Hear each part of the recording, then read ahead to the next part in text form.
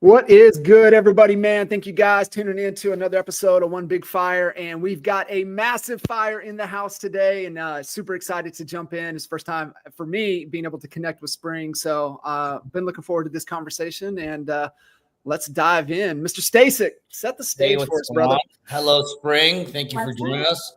Hi, Jay, what's up? What's happening? So before we dig in, I do want a little selfish plug here. We have in Spring, this is an invite for you too. We didn't even talk about it before we went live, but we have dates. So all of you listeners who've been to Rock and Restock, Rock the Rescue this year, our dates are set for Agent to CEO.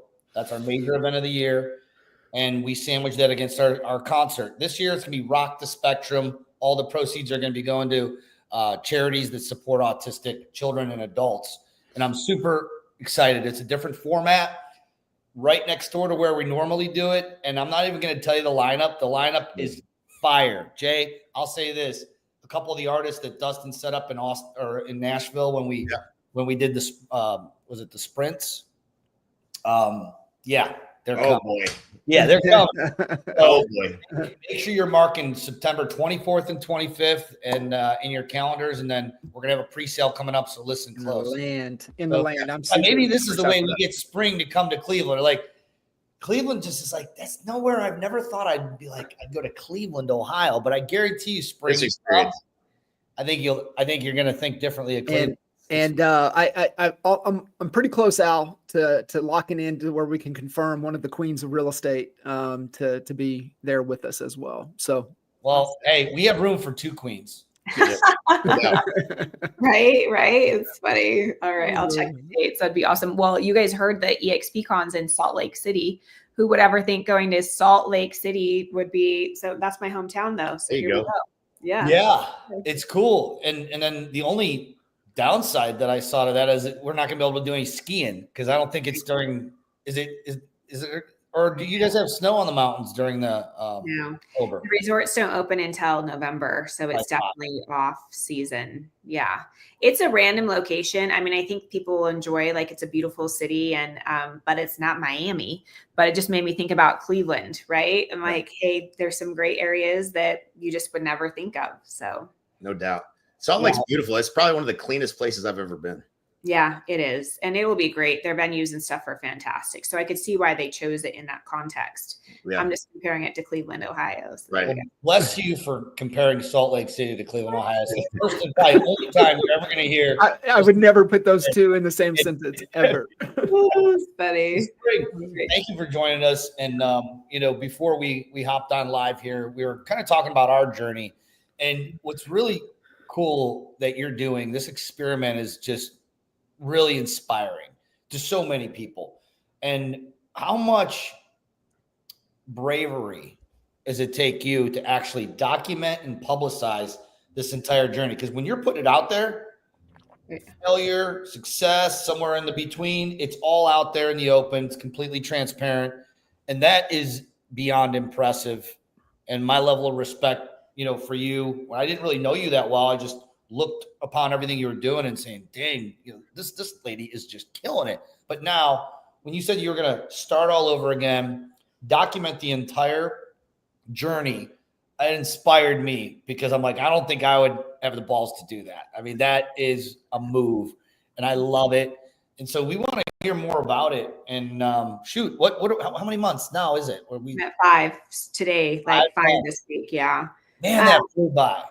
Yeah, it's gone by really fast. It's interesting, when I said yes to it, part of the play, I thought, I was like, how am I going to do this? Because EXP has 80, 90,000 agents, and coming in at this place, like, it is a different animal because people have already talked to an EXP or they've got their friend or whatever, right?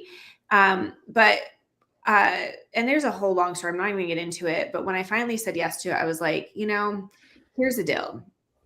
I started at Real Agent 2000, and there is that early. I didn't have the competition of everybody having somebody they've talked to. But I also built something that at that same time that not very many people did and continued to build. And so I was like, well, if I've done it there, I can just, obviously I need to tweak it, but it wasn't that it was necessarily the company. It was that I put in the work.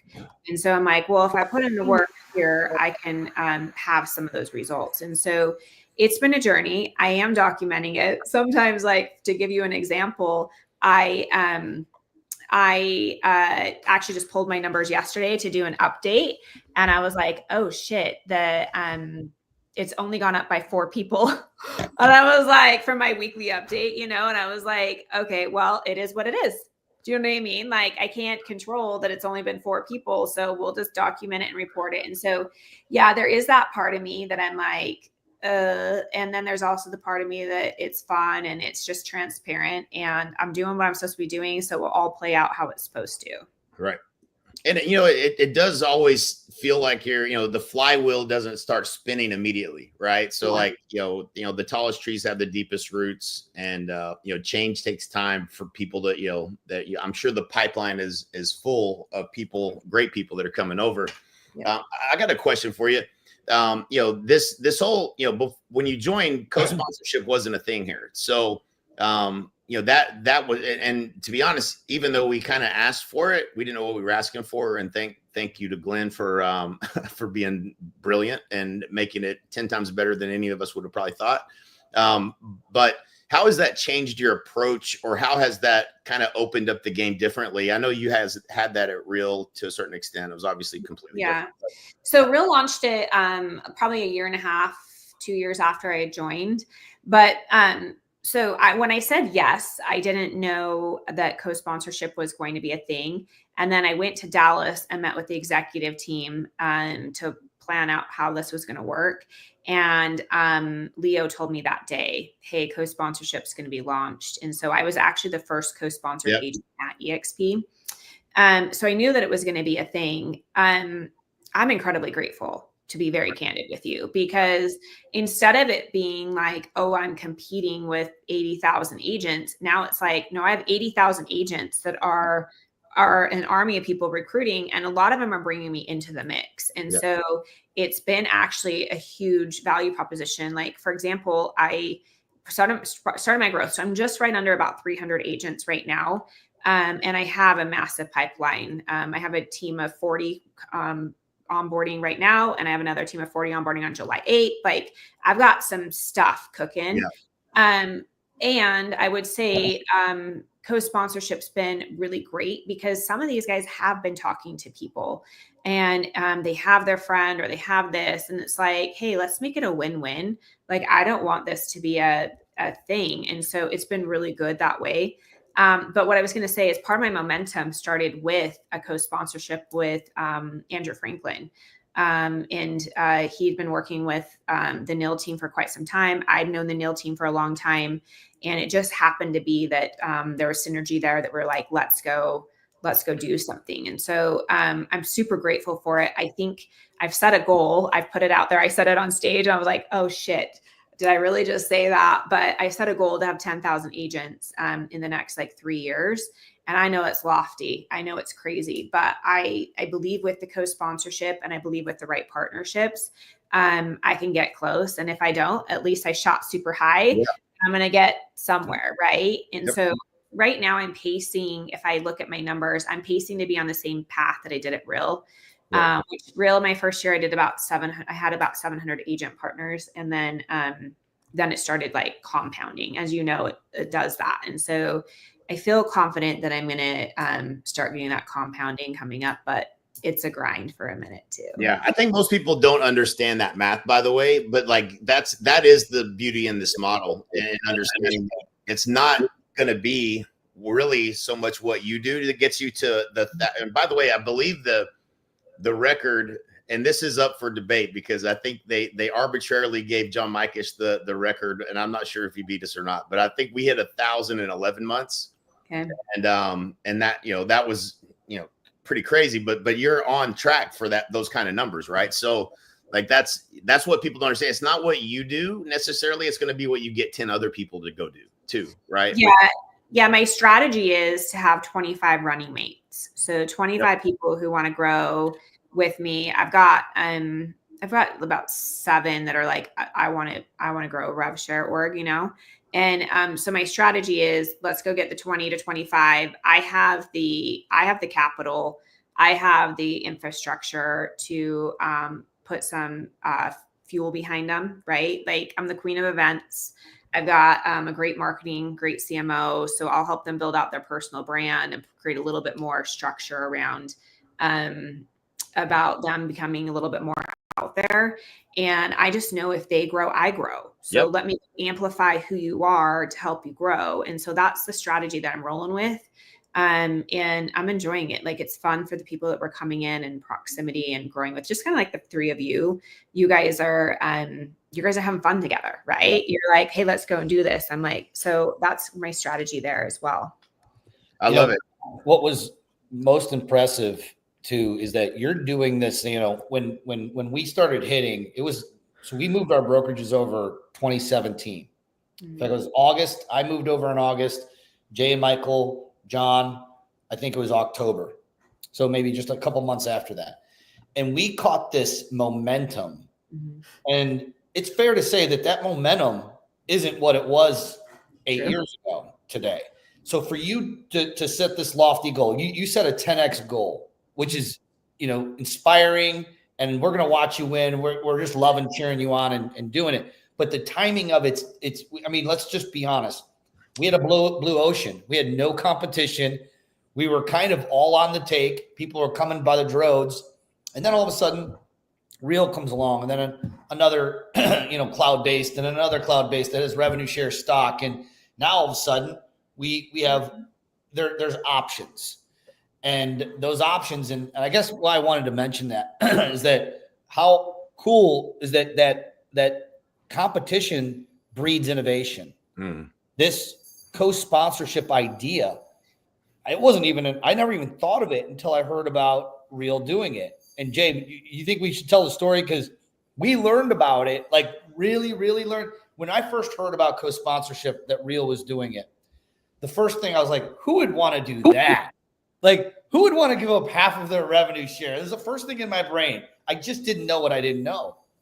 And Jay, we lost a giant team. Can't remember the name of the team. David was the team leader.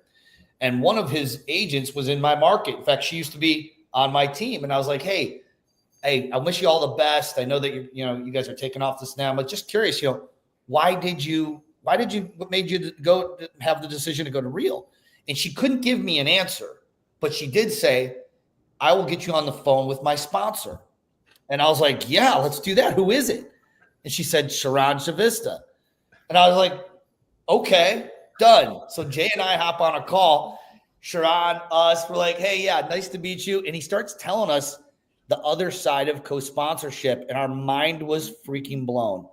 So thank you, Sharon. Yep. I mean, I don't know who thought of the idea, but when you think about collaboration, these cloud-based companies, everyone, claims and rides on the horse of collaboration because it's true. We are the most collaborative out of any of the traditional brands, but co-sponsorship pours gasoline on that collaboration. But we just didn't understand it till we heard Sharon. You remember that conversation? Oh God, yeah. He hesitantly, once he got into his pitch, he couldn't not say everything he always says. Like he believed in what Real was doing at the time, and so that it was great because I loved listening. I'm notorious for listening to my competitors and understanding what they're selling because we were getting poached in a big way, and so I wanted to hear what everybody else was hearing, and I remember I got off that call and I had to drive somewhere, and I was driving and I was just replaying the things he was saying. I was like, why did that sound so good? And obviously it was some special dust that he had put on it, but it wasn't all necessarily true, but it sounded good. And so just unpacking that helped us to understand what the benefit was there, and certainly completely different, guys. Everybody that doesn't know the difference, one is division, the other is multiplication. So like there's no difference between Real's co-sponsorship and ours. There's nothing to like about it. It's massively different in terms of if you're a builder. Yeah. But what caught our attention? What he said?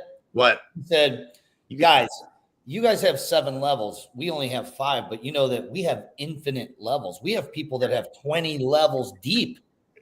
And that was the stopper for us. We're like, what? Okay, now you got our attention, bud. You know, we were paying attention twice as hard at that point. Yeah. Yeah, but like, let me give you context. You're chomping at the bit. Yeah, I'm like, let me. Yes, and yes. And Sean's like amazing. He's such a great presenter. Yeah. Yes, Oh, yeah. and you can go multiple layers, but when you're dividing, because the way that it works is the company takes 45%. I mean, you get 45%, your code gets 45, and the company takes 10, right? So as you start getting them in, and there's codes, it starts dividing. So as it starts going down, that the amount of rev share being paid out can be pennies. Like, so you might have multiple lines, but like it's not like you're getting a mass amount of money on it. Here's what I would say. What I love about the EXP co-sponsorship is I do love that it's like you can come in and you take that position and it's what you're making. But here's what I really love about it is the number one thing that our competitors have said in the past is that, oh, it's siloed. Oh, they've got these groups. Like I actually screenshotted the other day, one of my old peeps at Real posted, like, it was like a jab of like, oh, they've got these silos that they're saying as communities. Do you know what I mean? And it's like, no, we do have communities. But here's the thing, that they describe their networks, they're saying are communities. But here's the deal. Is now with the way this works is there is a lot of collaboration and people don't have to pick. You do get what the company offers, which is all the corporate things with fast cap and fast tracked and all the stuff that EXP offers. And then you go get in alignment with the other people that we're going to help you grow your business. And the difference is at Real, which I love them. I actually really am grateful. I have nothing negative to say. And the difference though is they can't offer you shit. Like you're joining Real. Here's what the company offers. Pick your sponsor who you like. Like at EXP, it's like, oh, I'm going to go partner with Jay because he's going to go help me build this, or I'm going to partner with John. He's going to coach me here, or Albie, or like Spring. Like you get value with who you partner with. There's no value of who you partner with over there in context of like a written out, here's what you're going to get, because it's just not their model. Yeah. You know, and so it's just, I think the EXP actually flipped the script. It's no longer like, oh, you don't want to go there because you have to be in their silo. And it's like, that's not how it works, you know? So it's a game over. I'm actually seeing so many people coming from the other models that are reaching out saying, I feel lonely.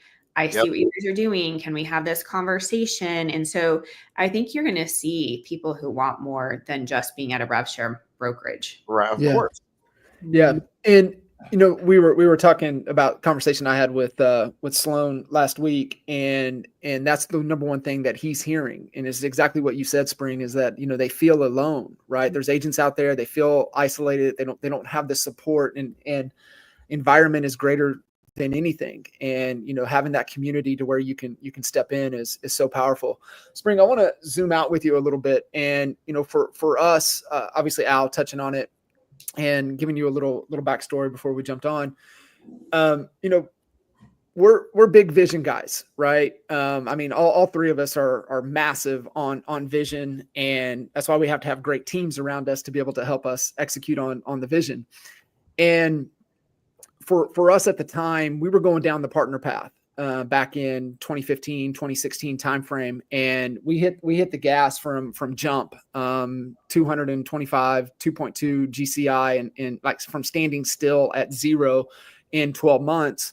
And so we had some momentum and definitely going the partner route. We were partnering with agents, market service areas throughout DFW. We had just signed our first regional partner out of Atlanta, and we were going down that path. And I think because what was it, like 2,000 partners by like 2,000 partners by December 27, 2024. There you go. And so once we were locked in on the vision, we looked for whatever vehicle is going to get us there faster. And that's where, you know, because I saw it. I mean, I shut the webinar off at 10 minutes into it, 15 minutes into it, that we had been sent, but it was forced with Al going down the path. It's like, dude, I think this is something, right? And then having the conversation with Jay, and it was like, dude, that vehicle can get us there faster. And so that was part of the reason of letting go of that monkey bar to grab onto this one. So I guess my question for you is, what's the vision? And then obviously, jumping from what you had built the empire at Real to step into over here with us at EXP, obviously you saw a better vehicle to possibly get you there faster. So I'm just kind of curious, the vision for you and the kind of your decision-making process that you kind of go through as you make the decisions to help you get to the vision. Yeah. So part of the reason I said yes was I did get in at the early stages, and I do believe that I would have continued to grow. But as to what we were talking about, there's 5 levels and 7, right? And I also know that companies hit their plateau, like everybody, like look at Keller Williams, look at EXP, and Real was on the up, right? However, at a certain point, Real is going to hit their plateau as well. They all do, right? And so I was looking at it and saying, okay, well, what's going to happen when we start having churn and I have no value proposition? Like, yep. I'm the OG that got in early and my agents are churning because that's what happens, right? Yep. Like if they're not collecting revenue share and I don't have any value proposition, then what's going to happen in 3-5 years? Like, I'm never going to grow, right? Because you're going to have that churn. It's just business. Mm-hmm. So when I started looking at it and being like, well, could I go rebuild where I do have the 7 levels and the 6 and 7 pay substantially more, right? And also be in an ecosystem where I do have a value proposition and the I as Spring can pivot if the market in 5 years and I need to change what my value proposition is, that I can at least still be in control of my business, of what I'm offering for an agent to be in our ecosystem. So that was the business side of me being like, okay, yeah, I'm going to start over, but I believe that I have control over saying, hey, this is what it's going to look like when it starts to go that way. I also truly believe that EXP is in that 2.0 era. I think that you guys, when you started with that you were the first, it was an idea, and then COVID hit and it was just like, boom, like it was massive, right? And I think now it's like the model is normal. It's going to be the model of the future for everybody. I don't see any brokerage coming out that's not going to have a revenue share component. And so the foundation where profitable, you've got the infrastructure, like everything is there. So now at this point where all the models are going to be exactly the same, why not have the foundation of the OG to go build off of, right? And so that was another one of my thought processes. The other component of it, to be very candid with you, is I'm like, I have a leadership team totally cheering me on, meaning like Leo and everybody and you guys. Like, it's not like I'm on an island being like, how do I do this? Like, it's great to have the support of like, yeah, we want to see you win. Like, it doesn't matter who you are in the company. You all want to see me win because it is ballsy. And it is one of those things. It's like, okay, well, I am literally an open book, you guys. Like, the only reason I haven't screenshotted my actual income and put it on is like, I don't need the whole, like, whatever it's called of like the disclosures and all of that. I'm like, I don't need that part of it, but I would have no problem being like, I'll show you how I'm going to get back to this. Right. But I'm like, I don't need the headache of whatever the guidelines of the law stuff. So I was like, turn you in. Yeah, someone will turn me in. So I'm like, I don't need any of that. I'll just show you like where my agent count is. Right. But I just truly, truly think like, and this is for anybody, I'm not special. I'm just willing to do the work. Like, it's the same thing when I joined Real. I joined Real being a small team in Salt Lake City, Utah. Nobody knew who I was. Like, nobody. I chose to be like, okay, how can I go grow this? Oh, I'll throw an event. Oh, I'll have 40 people show up to my office. Oh, I got some traction. Okay, I'll go create a little bit of a coaching program. Oh, I'll go build out my name. Like, do you know how uncomfortable that was to be like, I'm going to go create a brand called Spring? It was like terrifying, you guys, terrifying. And I was just like, well, I'll put it out there. And then I started running Facebook ads and I started like getting a little bit more, like when I did my first event, I was scared shitless. I did my second event and I cried in the middle of the night, and I'm not a crier, just so you know. But it was a fucking disaster. So, And, so and I much. just like remember being like, my husband's like, what is going on? I'm like, oh, I failed, you know? But the thing is, you just have to keep going. And so now I'm at year 4. I just hosted one. I had over 500 people show up, and it's like, it's a thing. But here's the deal. Like, you just have to be consistent and put in the work and be willing to every day. I'm like, all right, who am I prospecting? Who am I talking to? Like, where am I flying to? Whatever. And so I'm willing to do it. And so I know that I'm going to win. And that's the same with anybody else. If you're willing to do it and put your ass out there and like be willing to be vulnerable or put your name, and like, you guys should read some of the comments on if you ever want entertainment, go find one of my ads and you'll be like, damn, this girl gets some heat. And it's what it is, you know? So you just have to be willing to do it. But EXP is the vehicle long-term for me. And I believe it can be for anybody if you're willing to put yourself out there. Yep. Spring, you said it a couple times. Do the work. When you step back and unpack that, I mean, what like, there's busy and productive, right? Are we getting results, doing the things that actually drive results? But in your mind, when you say do the work, what does that mean? Well, so when I said, I'm going to do this, then I hate to put it this way, but I have to compete with all of you, right? I have to compete with everybody. So I'm like, what's going to be my offer? And I don't have to compete with you guys. You guys are in my upline, but you get what I'm saying. Like, what is my offer? So anyway, I went in and said, okay, here's what I'm going to put out there. Then from that to, okay, how am I going to package it?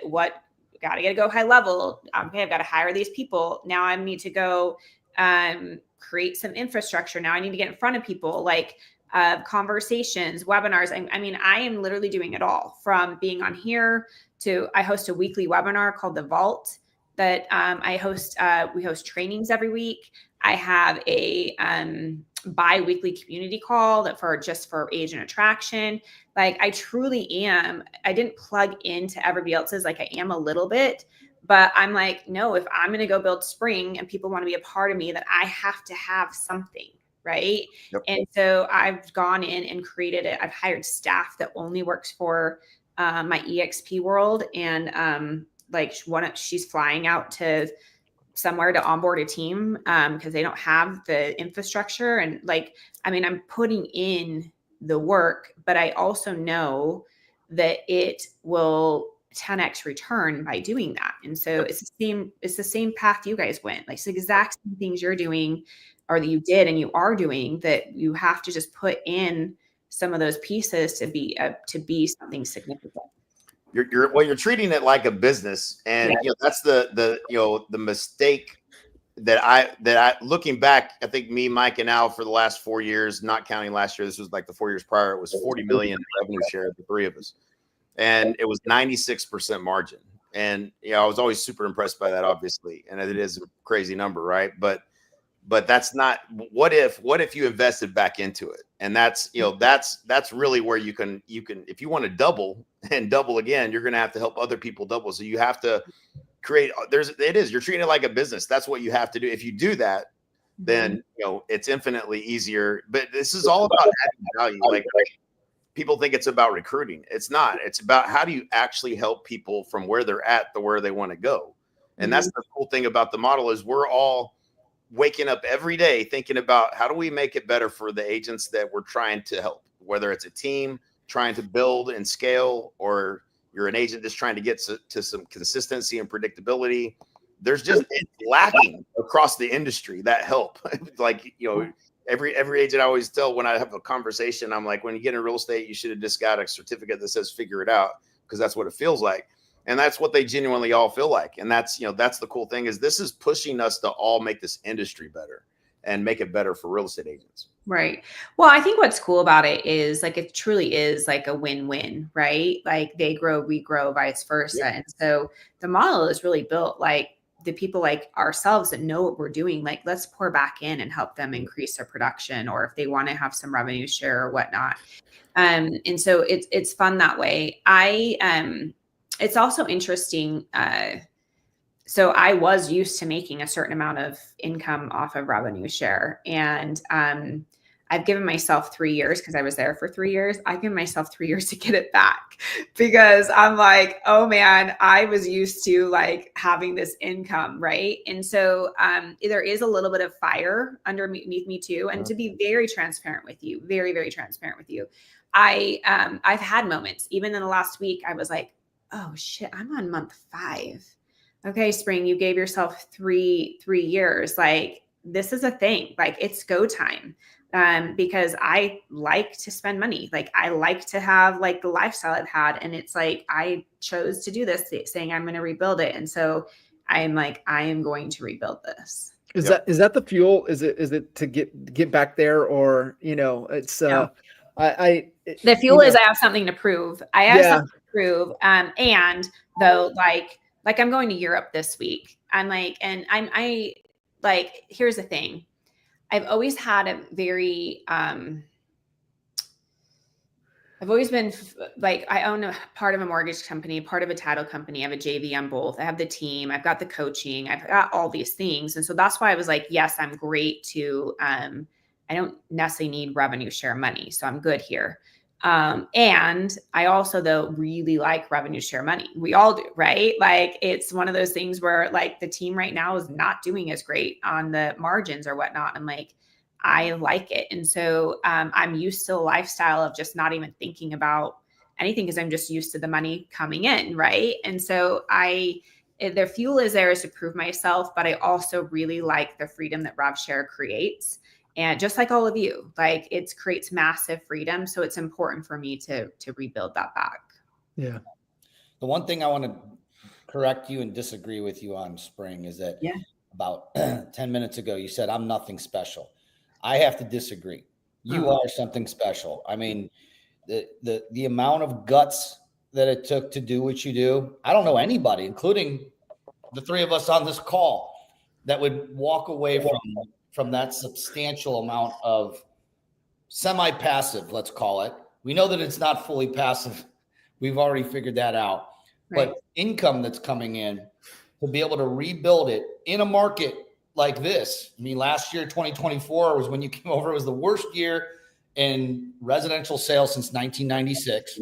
2025 isn't going to be looking any better, at least halfway through the year that we're looking.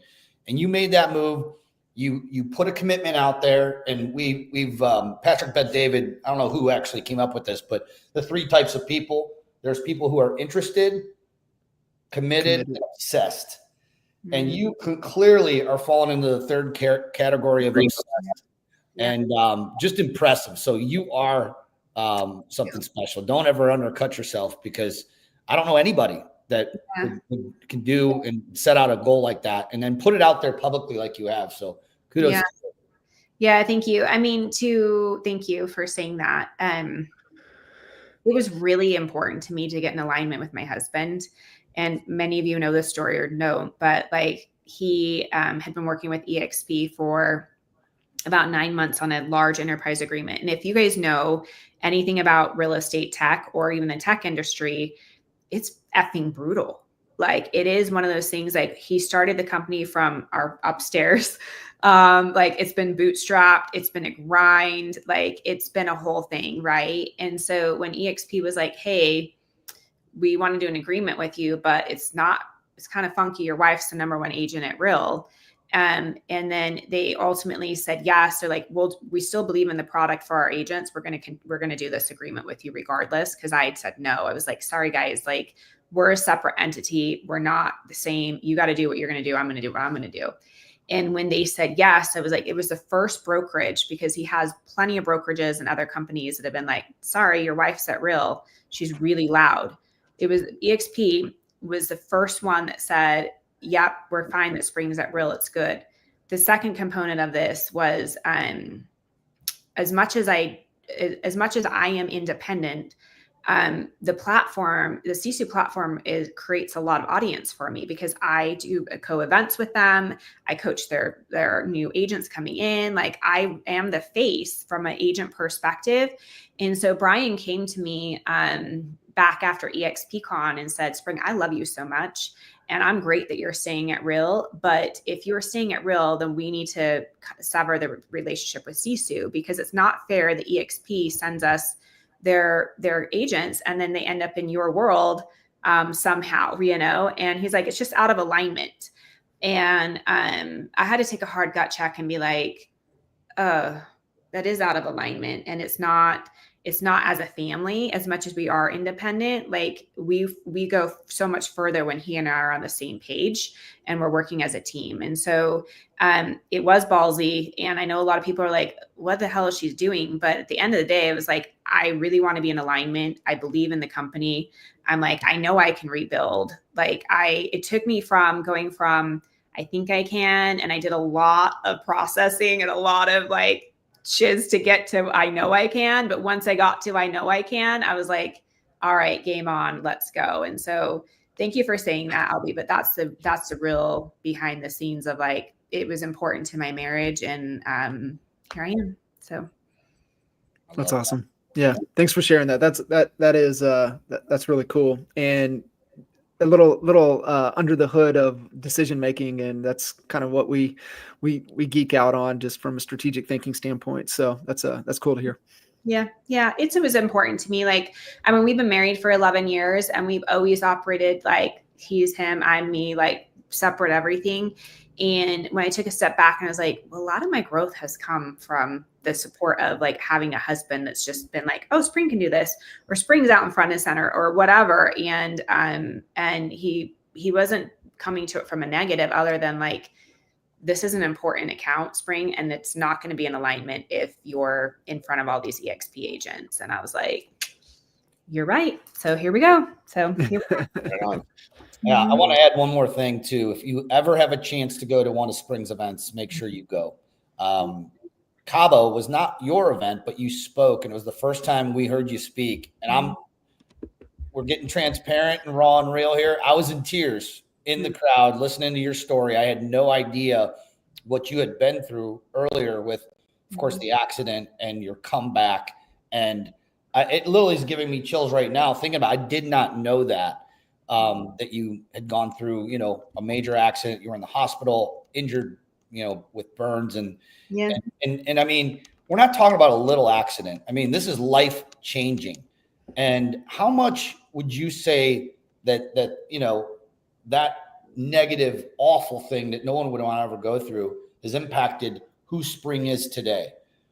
Yeah. Was before and after. Have you thought a lot about that? Yeah, of course I thought about it. I mean, I was young. I was 20. And so I think that being young and being 20 was part of like not understanding the full scope of what it really was. Now, if I was in my 40s, it would be a completely different thing, right? I shared on stage that when I almost passed away, I had my roommate in the burn unit. All those sirens and lights were going off because she did pass away.